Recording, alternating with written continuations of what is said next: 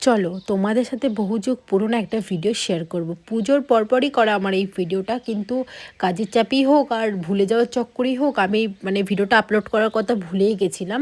আজ গ্যালারি ঘাঁটতে ঘাঁটতে হঠাৎ আবার চোখে পড়লো, তাই ভাবলাম চলো তোমাদের সাথে শেয়ার করে দিই।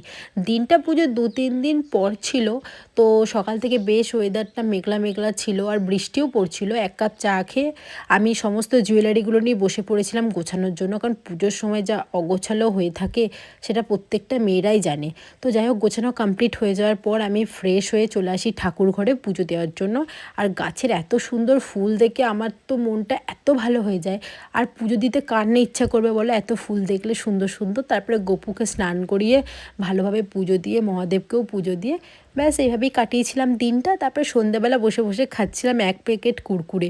তো ব্যাস এভাবেই কাটিয়েছিলাম দিনটা। তো চলো টাটা, বাই, দেখা হচ্ছে নেক্সট ভিডিওতে। ততক্ষণের জন্য টাটা।